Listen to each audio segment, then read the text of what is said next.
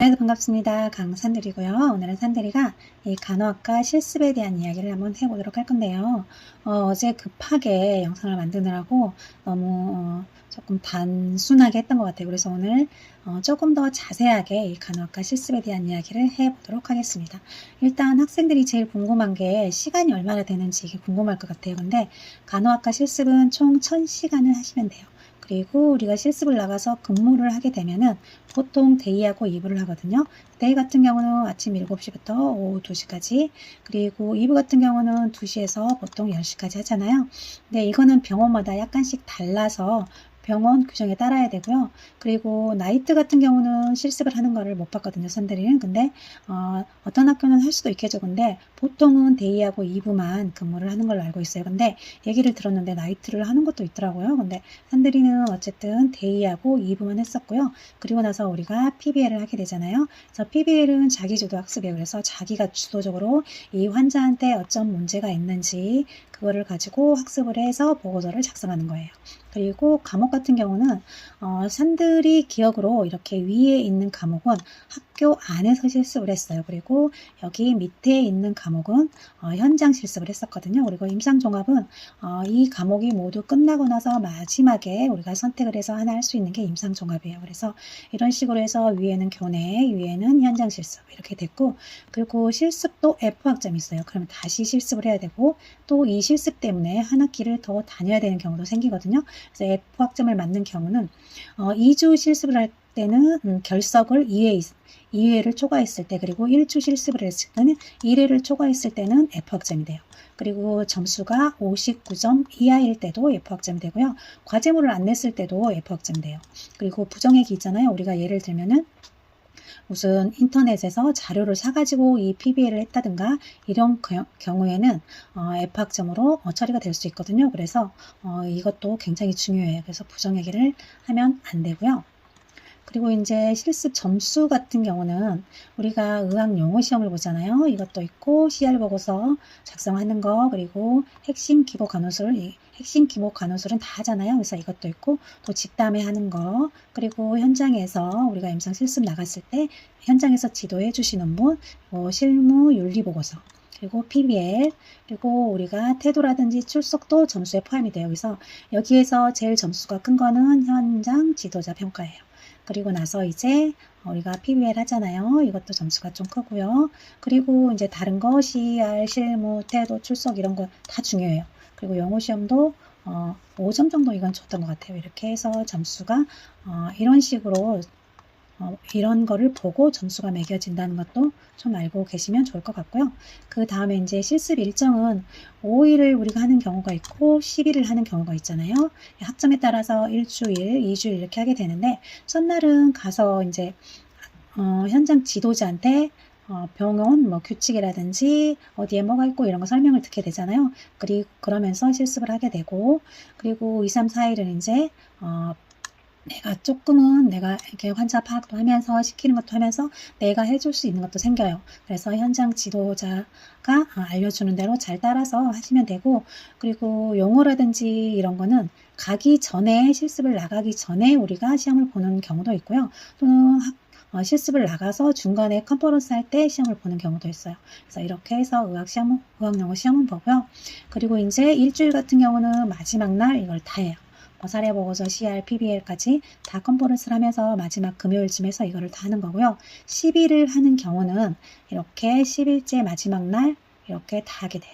그래서 우리가 보통 V심 같은 경우는 산들이는 비대면이어서 V심이 정말 많았는데, 지금은 하는지 안 하는지는 모르겠지만 이 V심은 우리가 화면을 보고 영상을 보고 시뮬레이션을 하는 거거든요. 환자 상태를 보고 이럴 때는 이렇게 처치를 하고 저럴 때 뭐 저렇게 처치를 하고 해서 환자를 살릴 수도 있고 죽일 수도 있어요. 그래서 그거에 대한 평가도 했었는데 대면이 되면서 이 V심은 하지 않을 것 같기도 한데, 어쨌든 산들이가 할 때는 이것도 있었다는 거. 그래서 실습 일정은 이런 식으로 이루어져요. 그리고 이제 컨퍼런스를 하게 되잖아요. 그러면 컨퍼런스는 보통 학생들 사이에서 사회자를 뽑고, 또 이 일지를 작성하는 서기라고 그러죠. 서기를 뽑아요. 그래서 사회자는 계속 컨퍼런스 진행을 맡고 교수님은 그냥 참관만 하시고 나중에 이제 코멘트만 하시는 거예요. 그래서 사회자가 진행을 하고 순서도 누가 먼저 발표를 할 건지 사회자가 다 뽑아요. 그런 다음에 이제 서기는 이렇게 작성을 해요. 이 사람이 PBL을 할 때 발표자 이름이 누구고 진단명이 뭐였고 그리고 교수님이 뭐라고 말씀을 하셨는지 이렇게 적어주시면 돼요. 그리고 CR 보고서도 이 사람 발표를 누가 했는지 내용이 어떤 거였는지 그리고 교수님 코멘트가 뭐였는지 이렇게 서기가 제일 바빠요. 이때는. 그래서 서기가 이렇게 작성을 하고 사회자는 진행을 하고 이런 식으로 해서 쭉 컨퍼런스가 이어지는데 여기에서 이제 CR 보고서부터 한번 보고 가면은 이 CR 보고서 같은 경우는 이거는 지금 산들이가 비대면이었을 때 워드로 이렇게 작성을 해서 CR 보고서를 하는 경우도 있었어요. 그래서 이렇게 해서 파일을 제출을 했던 경우는 이런 식으로 돼요. 그래서 실습지는 어디였고 이름은 누구고 이게 날짜가 어떻게 되는지 그래서 오늘 의미 있는 점은 무엇이었는지 실습을 하면서 그래서 내가 느낀 점을 적으면 되고요. 그리고 나의 생각과 느낌은 어땠는지 실습을 하면서 그래서 이것도 적고 또 오늘 새롭게 된 것 그것도 이렇게 내가 알게 된 걸 적는 거예요. CR 보고서는 이렇게 해서 이렇게 이제 틀은 이렇게 교수님이 이렇게 질문 틀은 주셨거든요. 그래서 거기에 내가 이제 느꼈던 걸 적는 거죠. 그리고 나중에 오늘 배운 것을 나중에 어떻게 적용될 수 있겠느냐 이것도 적어주시면 되고요. 조금 좋았던 점과 아쉬웠던 점 그런 것도 이렇게 적어서 파일로 제출해 주시면 되고 이거 말고 이제 대면일 때는 우리가 이런 식으로 우리가 실습 지침서를 받게 되잖아요. 지침서에다가 기록을 해서 제출을 하시면 되는데 지침서는 마지막 실습이 끝날 때 제출을 하는 거고요. 중간에 우리가 이렇게 사진을 찍어서 파일을 만들어서 제출을 먼저 하게 되잖아요. 그리고 나서 지침서는 나중에 가요. 그래서 이런 식으로 해서 이제 기록을 하시면 되는데 이 기록을 윤리보고서는 간호윤리강령 이렇게 해서 윤리강령이 있어요. 그래서 거기를 보고 하시면 되는데 여기 보시면은 간호사 윤리 지침을 참고해서 작성을 해라 그랬잖아요. 그래서 그 윤리 지침에 이 큰 제목이 나와 있어요.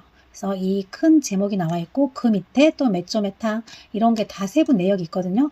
그래서 내가 이제 실습을 하면서 이거는 간호사들이 하는 행동을 보든 어쨌든 그걸 보고 이거는 어떤 윤리에 속하겠다라는 걸 여기다 적어주는 거예요. 적을 때는 여기 보시면은 몇 조 몇 항에 의거해서 관찰한 거를 적어줘야 되는 거잖아요. 그래서 여기서 6조 사항에 의해서 뭐 이렇게 해서 이렇게 적어주시는 거예요. 그리고 다 적고 나서 여기 오른쪽은 이제 자가평가예요. 자가평가. 그래서 내가 이거를 보면서 느꼈던 거 있잖아요. 그거를 여기다 적어주는 거예요.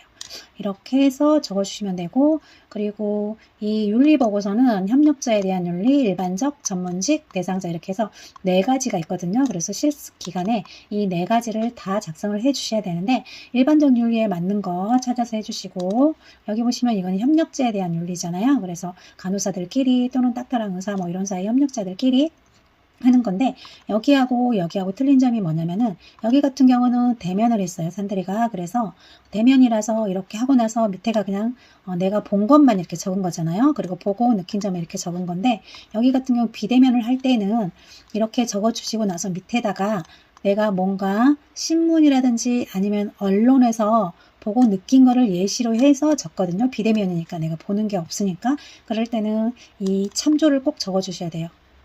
몇 월 며칠 날 난 기사인데 어떤 기사가 썼는지까지 어떤 신문에서 발췌를 했는지 그리고 날짜가 언제인지 그 신문 날짜가 언제인지 이렇게 해서 여기 밑에를 비대면으로 작성을 하실 때는 이렇게 꼭 그리고 대면으로 하더라도 내가 보는 게 없잖아요. 협력자에 대한 윤리를 도무지 찾을 수가 없어. 내가 실습하는 동안 그러면은 이렇게 신문이라든지 이런 걸 보고 작성을 하실 수도 있거든요. 그럴 때는 이렇게 밑에다가 꼭 이렇게 몇 월 며칠 날 어디에 난 기사인지 그리고 기자가 누구였는지까지 꼭 적어 주셔야 된다는 거 기억을 해 주시면 좋겠고요. 다음에는 이제 우리가 제일 어려운 PBL이에요.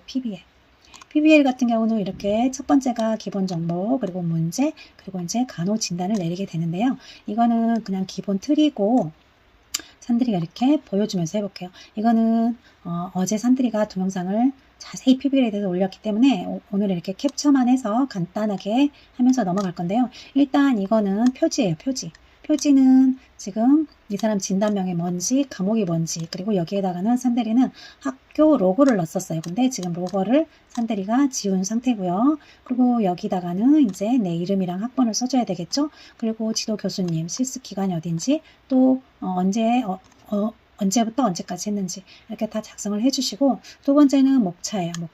목차도 이렇게 페이지까지 진단검사 1, 2, 3을 내가 했는데 페이지는 4페이지, 6페이지, 8페이지 이런 식으로 페이지까지 해주시고, 마지막 소감문은 13페이지다 이런 식으로 목차를 만들어 주셔야 돼요. 그리고 나서 여기는 이제 여기 첫 번째잖아요. 여기 이쪽이 보였으면 간호 사례를 적어주는 거죠. 이렇게 해서 이 사람이 어떤 환자인지, 그리고 내용은 어떤 건지, 그리고 문헌고찰은 3페이지 이상 하라 그랬잖아요. 그래서 문헌고찰은 3페이지를 해주시면 되고요. 그리고 나서 이제 어떤 검사를 했는지 이렇게 검사를 싹 적어주시고, 그리고 나서 진단을 내려주는 거예요. 진단은 보통 5개 정도 한다 그랬잖아요. 많이 하는 친구들은 10가지 정도 하는 친구도 있어요. 이렇게 진단은 우선순위로, 그래서 이 사람한테 가장 필요한 게 뭔지 진단을 내려주시는데, 이것도 우리가 난다 진단이 있거든요. 그래서 난다를 보고 이렇게 거기에 있는 진단명을 적어주셔야 돼요. 이 진단명을 그냥 우리가 알아서 하는 게 아니고 난다를 기준으로 해서 이렇게 진단명을 적어주시고 선정한 이유도 적어주시고, 그리고 나서 이제 이 근거, 그리고 뭐 주관적 객관적 자료, 그 단기 장기 목표도 이렇게 설정을 하셔야 되겠죠. 그리고 나서 진단적 지시는 뭘 해줬는지, 그리고 교육적 지시는 뭘 해줬는지, 간호중재는 어떻게 했는지, 이루는 뭔지 이렇게 해주시고, 평가도 있어요. 평가도 이렇게 됐는지, 목표 달성을 했는지 안 했는지 이렇게 적어주시면 되거든요. 그리고 이 PBL이라는 거는 케이스 스터디다 해가지고 우리가 간호대생들이 뭐 내가 실습을 나가잖아요. 그럼 그쪽에서 1주 실습을 하는 경우도 있고 2주 실습을 하는 경우도 있어요. 그래서 1주 실습을 하는 경우는 첫날 가서 이렇게 분위기 파악을 하신 다음에 둘째 날, 셋째 날, 넷째 날 그렇게 해서 화, 수, 목 3일 정도를 이 환자를 집중적으로 관찰을 한 다음에 내가 어떤 간호중재를 했고 이분은 어떤 약을 먹고 있고 어떤 소설을 이런 걸 싹 파악을 하는 거예요. 그런 다음에 이렇게 작성을 해서 발표를 하시면 되고요. 그리고 2주 같은 경우는 우리가 첫 주는 주로 월, 화, 수 정도 가서 환자 파악을 하고 현장 파악을 한 다음에 뭐 목요일부터 해도 되고 아니면 그 다음 주 해도 되고 이렇게 해서 아무튼 5일 정도를 우리가 이렇게 사정을 하게 되거든요. 그래서 이거는 이제 학교에서 며칠 정도 해라 라는 거를 보고 하시면 돼요. 그래서 그렇게 해서 이제 학교에서 정해준 대로 이렇게 PBL을 작성을 하시면 되는데요. 이거는 지금 산들이가 표지예요. 표지. 그래서 표지는 이렇게 내가 지금 현재 몇 학년 도인지, 그리고 몇 학기인지, 그리고 과목은 꼭 적어 주셔야 되겠죠. 그래서 어떤 과목인지, 그리고 이 환자가, 이거는 지금 닥터가 진단해 놓은 진단명이거든요. 그래서 이 환자는 이 진단명인데 내가 이 환자에 대해서 이번에는 PBL 발표를 하겠다 이렇게 작성을 하고요. 그 밑에는 꼭 학교, 그리고 학년, 학번 이름, 그리고 실습 기간이 언제까지인지, 그리고 내가 실습 나간 병동이 어떤 병동인지, 그리고 지도 교수님이 누군지, 이렇게 해서 여기에서부터 여기까지가 지금 표지예요. 표지. 그래서 이렇게 표지를 만들어 주시면 되는데, 어떤 학교는 이 표지를 주시는 교수님이 폼을 만들어 주시는 것도 있대요. 근데 이거는 지금 산들이가 만든 거예요. 그래서 이렇게 해서 표지를 만들어 주시고요. 그리고 나서 이제 목차를 만들어야 돼요. 그래서 목차는 간호사례, PBL을 통한 간호사례 환자 정보를 입력을 해주시면 되고, 그 다음에 이 환자가 받은 진단명에 대한 문헌 고찰을 해주시면 되고요. 그리고 이 환자가 받은 진단명은 어떤 진단검사를 통해서 진단이 내려졌는지, 그리고 약물은 어떤 걸 투약을 하고 계시는지, 그리고 나서 이제 간호과정, 내가 이렇게 해서 간호 수행을 했고 결과는 어떻게 됐다라는 간호 과정을 해주시면 되고요. 결론, 그리고 레퍼런스를 적어주시면 돼요. 레퍼런스는 내가 어떤 걸 참고를 했는지 이걸 적어주시면 되는 거잖아요. 그래서 이렇게 해서 표지를 만들어 주시고, 그리고 나서 목차를 이렇게 작성을 해 주시고요. 그리고 나서 이제 이거는 환자에 관한, 이 폼은 대부분 교수님들이 이렇게 하라고 이 폼만, 이쪽만 이런 식으로 해서 폼은 만들어 주실 거예요, 아마. 왜냐면 이 폼을 안 만들어 주면 너무 중구난방으로 돼서 간단한 폼은 만들어 주실 거거든요. 그래서 거기에서 이제 이거는 내가 환자를 가서 파악을 하는 거예요. 그래서 이 환자는 남자고 나이가 이렇게 되고, 그리고 입원일은 언제고, 수술은 어떤 걸 했고, 그리고 진단명. 이 진단명은 닥터가 내려놓은 거라 그랬잖아요. 그래서 이 환자 같은 경우는 뭐 급성 호흡부전이라든지 그리고 만성 키드니 그리고 뭐 하침부전 이런 식으로 진단명을 적어주시고, 그리고 이 환자가 가장 호소하는 게 뭔지, 이거는 CG 같은 경우는 이 환자가 가장 호소하는 거잖아요. 그래서 호흡곤란도 있고 오른쪽 다리 통증도 있대요. 그래서 이렇게 적어주시면 돼요. 그래서 이렇게 적어주시면 되고, 그리고 나서 이제 이 간호 사례 같은 경우는 이 첫 칸에는 첫 번째는 내가 12월 17일부터 10월 19일까지는 처음에, 그러니까 가서 한 3일 동안은 이 환자에 관한 전체를 파악을 한 걸 적어주는 거예요. 그래서 이 기간에는 내가 이렇게 이 환자에 관한 정보를 파악을 한 거예요. 그래서 이때 내가 파악한 환자 이름을 다 쓰면 절대 안 되거든요. 그래서 그냥 김땡땡 이렇게 적어주셔야 되고요. 이 환자는 나이, 뭐 키, 몸무게 이렇게, 그리고 이 병원에 어떻게 입원하게 됐고 어떤 진단명을 가지고 계시고 기왕약을 가지고 계시고, 그리고 어떤 약을 복용 중인지, 그리고 가족력은 있는지 없는지 이렇게 해서 이제 다 적어주시는 거죠. 그리고 나서 바이탈까지. 그래서 이렇게 싹 적어, 처음에는, 그러니까 이 3일 동안은 내가 이 3일 동안 와서 이 환자한테 어떤 거를 파악을 했는지 그걸 적어 주시는 거예요. 그리고 나서 이제 그 다음부터는 사정 1일차, 2일차, 3일차 이렇게 적어줬는데, 이거는 3일을 한 거는 대부분 뭐 일주일 정도 했을 때 3일을 하는 거고요. 2주 정도 할 때는 5일 정도 하는 경우도 있어요. 그래서 사정 1일차에는 19일까지는 내가 이렇게 환자에 관한 전체적인 거를 적어줬고, 그 다음에 이제 20일 날은 사정 1일차, 이때부터는 내가 이제 사정을 하게 되는 거죠. 그래서 이 환자에 관한 거, 뭐 이 환자가 어떻게 하고 있는지, 어떤 호소를 하는지, 그리고 뭐 PST가 높아서 뭐 어떤 약을 투여했는지, 그리고 다리 통증에는 뭐 어떻게 했는지 이렇게 다 적어주셔야 돼요. 그래서 이렇게 이거는 우리가 병원에 EMR 있잖아요. EMR을 보면서 거기에서 환자 정보를 수집을 한 다음에 우리가 또 직접 환자를 파악한 것까지, 우리가 보고 느낀 것까지 이렇게 적어주시는 거예요. 그래서 사정 1일차에는 어떤 걸 보고 어떤 걸 느꼈는지, 이 환자가 어떤 약을 투약하고 있는 어떤 상태인지 이런 걸 적어주시고, 그리고 둘째 날은 또 뭐 이 환자가 어떤 걸 하고 계시고 바이탈은 어떻게 됐는지 이렇게 해서 둘째 날 또 내가 사정한 걸 싹 적어주는 거죠. 그리고 셋째 날도 어떤 걸 보고 어떤 걸 느꼈는지 이렇게 싹 적어주시는 거예요.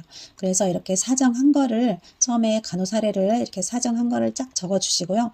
그리고 나서 이제 이 환자의 진단명 있잖아요. 그래서 뭐 급성 호흡부전에 관한 이렇게 이 진단명에 관한 문헌고찰을 하는 거예요. 이거는 내가 뭐 인터넷에서 할 수도 있고 책을 보고 할 수도 있어요. 그래서 이 지병에 관한, 이 진단명에 관한 문헌고찰 한 거. 그래서 급성 호흡부전이라는 거는 어떤 건지 이렇게 해주시고, 그리고 이 급성 호흡부전의 병태 생리, 그리고 원인은 뭔지, 그리고 임상 증상은 어떻게 나타나는지, 그리고 진단 검사는 어떻게 하고 결과는 어떻게 되는지, 그리고 나서 이제 이거에 대한 합병증은 어떤 게 또 있는지 이렇게 다 적어주시고, 그리고 치료나 간호는 어떻게 해야 되는지 이것까지 해서 문헌고찰을 이렇게 다 해줬어요.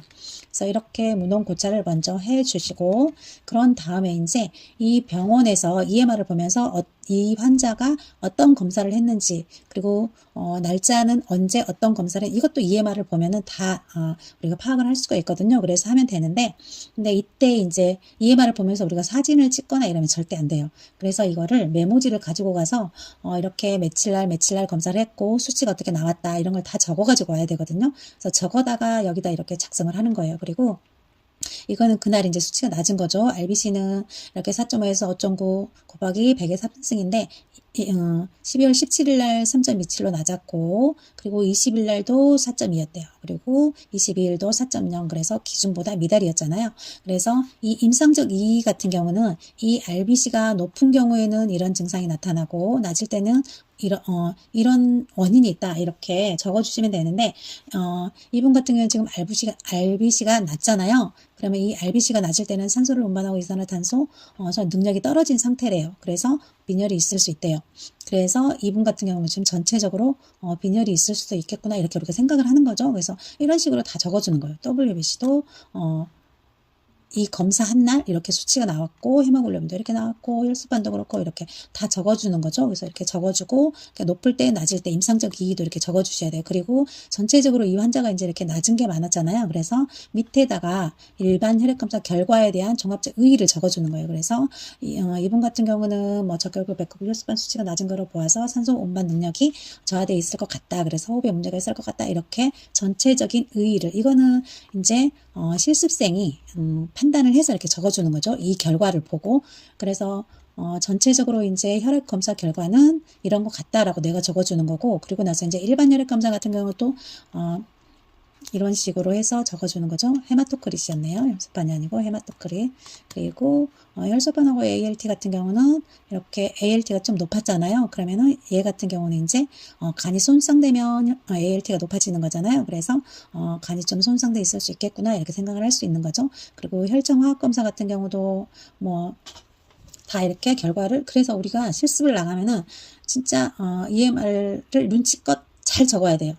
이거를 다 적는 게 보통이 아니거든요. 진단명부터 해서. 그리고 영어로 돼 있어서 적기도 많이 힘든 경우도 있어요. 그래서 이렇게 다 적어서 이렇게 해서 종합적 의의도 적고, 얘 같은 경우는 지금 알부민 수치가 3.8에서 5.1인데 다 낮은 거잖아요. 그래서 알부민 수치가 낮은 거는 뭐 여기 보시면은 신장질환이나 감염이 의심된다 이런 식으로 되어 있는데, 이런 식으로 종합적 의의까지 다 해주시고 전해질도 이렇게 해서 다 거기에서 EMR을 보고 이렇게 적어주는 거예요. 그래서 혈액응고 검사도 했네요. PPT는 안 하고 PT만 했네요. 그래서 이런 것도 이렇게 적어주시고, 면역 혈청 검사도 했고, 가스 분석 검사도 했고, 이렇게 다 적어주는 거죠. 객담 소변 검사도 했고, 특수 검사도 뭐 체스트도 찍었네요. 그래서 활동하는 건 없고 노말인 게 있고, 이런 식으로 해서 이제 이거에 관한 전체적 소견, 그리고 내 느낌을 이렇게 의의를 내가 이렇게 판단을 한다라는 걸 여기다 적어주는 거죠.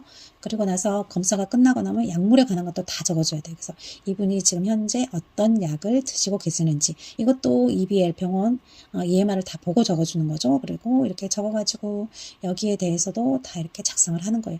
그래서 실습을 나가면 진짜 학교 공부하는 것보다 더 힘들다는 생각이 들거든요. 그래서 이렇게 약물까지 다 적어줬잖아요. 그리고 나면 이제 우리가 간호진단을 해주는 거예요. 그래서 아까 위에서 이렇게 호흡부전 했던 거는 여기 위쪽 있었잖아요.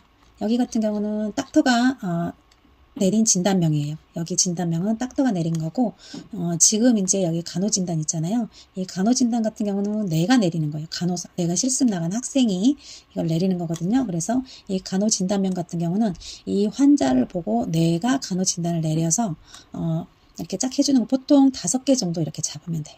그래서 이 5개 중에서 이게 지금 이 사람이 제일 힘든 게 이거다라고 첫 번째, 그러니까 이 환자한테 가장 필요한 순으로 간호 진단을 내려주는 거거든요. 그래서 제일 이 환자한테 지금 내가 중재를 해줘야 되는 게 가장 시급한 게 대사성 산증과 관련된 비효과적 호흡 양상인 것 같다 이렇게 했어요. 그리고 나서 선정한 이유를 적어주는 거죠. 그리고 대사성 산증, 이거 지금 오타가 났네요. 산증인데, 그래서 이런 식으로 선정한 이유까지 이렇게 해서 이거하고 이거 2개는 실제로 간호 수행을 하면서 이제 해줘야 되는 거죠. 자, 이렇게 5개 정도 적어주신 다음에 이 2개에 관한 거를 한번 해보도록 할 건데요. 일단은 간호진단, 진단명이 대사성 산증과 관련된 비효과적 호흡 양상, 이거를 가지고 이제 간호진단 이렇게 내린 걸 가지고 간호 수행을 해볼 거예요. 그래서 간호진단명은 이거고, 과학적 근거는 어떻게 되는지, 또 이것도 공부를 해서 적어줘야 되는 거죠. 과학적 근거는 어떻게 되는지 적어주시고, 그리고 이거를 뭘 보고 내가 이렇게 적었는지, 과학적 근거를 어디서 보고 적었는지. 그래서 산들이는 다음에 질병 백과를 보고 적었고요. 그리고 나서 이제 이 환자가 주로 호소하는 거 있잖아요. 이 환자는 숨쉬기가 힘들다는 말을 자주 했대요. 그래서 주관적 근거로 숨쉬기가 힘들어 적어줬어요. 그래서 진단명이 대사성 산증과 관련된 비효과적 호흡 양상이잖아요. 그래서 그 진단명에 필요한 주관적 자료를 적어주는 거예요. 객관적 자료는 환자가 지금 내가 눈으로 봤을 때 나타나는 걸 다 적어주는 거죠. 그래서 이렇게 다 적어주시면 되고, 그렇게 해서 이제 내가 목표를 세우는 거예요. 단기 목표 2개 정도. 단기 목표는 대부분 3일에서 일주일 정도고, 장기 목표 같은 경우는 10일이 넘어가서 좀 마지막에 이렇게 호전이 될 거다라는 걸 적어주는 게 장기 목표예요. 그래서 단기 목표 같은 경우는 3일 안에 호흡이 좋아졌다고 말할 것이다. 이 환자가. 그리고 SpO2가 95% 이상 유지될 것이다. 이렇게 단기 목표를 잡아주고, 장기 목표는 이제 ABJ 혈액 수치가 정상을 유지할 것이고 호흡 양상도 괜찮을 것이다. 이런 식으로 장기 목표를 잡았어요. 그래서 이거를 목표를 달성을 할 수도 있고 못할 수도 있어요. 왜냐면 내가 실습이 끝날 때까지 이 환자가 ABJ가 정상 수치가 안 될 수도 있잖아요. 그리고 호흡 양상이 호전이 안 될 수도 있어요. 그렇지만은 일단 목표는 이렇게 잡는 거죠. 그리고 나서 이제 간호 계획을 세우는 거예요. 그래서 진단적 지시로는 환자의 감시 모니터링 있잖아요. 이거를 수시로 체크를 하면서 활력 징후도 측정하고 호흡 양상도 사정하고 ABJ도 검사도 시행을 했겠죠. 그래서 이런 식으로 이제 진단적 지시를 해주고, 이론적 근거는 뭐냐 이렇게 쫙 적어주시고, 그리고 나서 이제 치료적으로 반자회를 하도록 해줬고, 산소도 공급했고, 약물도 투약했고, 이런 식으로 치료. 이것도 역시나 이론적 근거가 뭔지 이렇게 적어주시고, 그리고 교육적 지시. 그래서 산소 공급 방법도 교육했고, 복식 호흡도 교육했고, 네블라이저 사용법도 교육했고, 이런 식으로 해서 우리가 간호 계획을 할 때는 진단적으로 어떤 걸 했는지, 치료적으로 어떤 걸 했는지, 교육적으로 세 가지를 이렇게 해줘야 되는 거예요. 그래서 이렇게 해서 해주시고, 그 다음에 이제 이거는 계획이잖아요. 계획. 간호 계획인 거고, 밑에는 이제 간호 중재한 걸 해주는 거예요. 그래서 나는 환자 모니터링을 계획은 이렇게 할 거다라고 했잖아요. 측정할 거다라고. 그리고 나서 실제로도 이렇게 했다라는 걸 적어주는 거예요. 그래서 이렇게 하고, 그리고 나서 이제 중재 결과를 해줘야 되겠죠. 그래서 이번 시엔 TPR이 이렇게 됐고, 지금은 몇 시에는 이렇게 됐고, 이렇게 결과도 적어줘야 되는 거예요. 그리고 내가 SpO2도 했으면은 SpO2 얼마가 나왔는지, 그러니까 결과까지 이렇게 적어주시면, ABH도 날짜에 따라서 이렇게 시행을 했는데 결과가 이렇게 나왔다 이렇게 적어주시면 되고, 그리고 치료적인 것도 내가 반자회를 해줬어요, 환자한테. 그래서 호흡이 용이해졌어요. 그래서 이런 식으로 다 적어요. 교육을 했더니 올바른 산소 공부에 교육을 하고 산소 공부 효율성을 높였다. 이런 식으로 결과도 이렇게 다 적어주는 거죠. 그리고 나서 이제 처음에 이렇게 계획했고, 그리고 내가 중재를 했단 말이에요. 그러고는 이에 대한 평가도 해야 되겠죠. 그리고 우리가 처음에 여기 위에서 계획을 한 게 있잖아요. 나는 단기 목표는 어쩌고 장기 목표는 어떻다 이렇게 계획 잡았던 거를 결과가 어떻게 됐는지 여기다 또 적어주는 거죠. 그래서 평가를 하는 거예요. 이제 평가 단기 목표 1은 호흡이 좋아졌다고 말을 했대요. 그래서 달성을 했대요. 그리고 장기 목표는 실제로 ABC로 정상을 유지했고 호흡 양상도 좋아졌대요. 그래서 이렇게 마지막으로 평가를 해주는 거예요. 그리고 나서 이제 두 번째 거 있었잖아요. 아까 간호진단 2개 정도는 우리가 이렇게 해줘야 된다 그랬잖아요. 두 번째 거 조직 손상과 관련된 급속 통증도 똑같이 이렇게 해주시면 돼요. 위에 거 했듯이 이렇게 똑같이 다 해주시고, 그리고 나서 이제 전체적인 결론을 이렇게 적어주는 거예요. 그리고 나서 레퍼런스는 어떤 걸 참고를 했는지 이렇게 적어주시면 되거든요. 그래서 레퍼런스 같은 경우는 이렇게 전체가 모여서 단어 시험도 볼 수 있고 이렇게 할 수 있는 거고, PBL 같은 경우는 처음에 이렇게 표지를 만들고, 그 다음에 목차를 만들고, 그 다음에 이제 대상자에 대한 정보를 이렇게 해주는 거예요. PBL 또는 간호 사례 이렇게 1일, 2일, 3일, 여기는 간호, 그리고 실습하는 날짜에 따라서 요일은 달라질 수 있고요. 첫 번째로 이 질병에 대한 문헌 고찰도 해야 되고, 그리고 나서 문헌 고찰이 끝나면 이제 환자가 실제 이거는 환자예요. 어떤 진단 검사를 했는지, 그리고 현재 어떤 약을 드시고 계시는지, 그리고 나서 내가 이제 실습생이 간호 진단을 내리고 5개 정도 진단을 내려요. 그렇지만 실제로 내가 수행하는 거는 2개 정도 한다는 거. 그래서 이렇게 해서 간호 진단을 먼저 계획을 먼저 쫙 하고, 그리고 나서 이제 수행을 하고 이렇게 저기까지 결과까지 다 적어주시면 돼요. 그리고 나서 레퍼런스까지 이렇게 하시면은 되는데요. 이게 그렇게 친구들하고 의논하다 보면은 그렇게 어렵지는 않아요. 근데 현장에서 그쪽 간호사 선생님들 눈치를 보면서 이 자료 수집하는 게 굉장히 힘들거든요. 그래서 시간만 나면 이거를 짝짝짝짝 수집을 하는 게 좋아요. 시간 날 때마다 조금씩 적어주시는 게 좋거든요. 그래서 이렇게 해서 오늘은 산들이가 시청자분께서 궁금해하시는 컴포넌스를 어떻게 하는지, 그리고 PBL을 어떻게 하는지 이렇게 예를 들어서 한번 설명을 해봤습니다. 다음에 또 산들이가 더 좋은 영상으로 찾아오도록 할게요. 그때까지 건강하시고 행복하시고요. 많이 웃는 하루 보내세요. 감사합니다.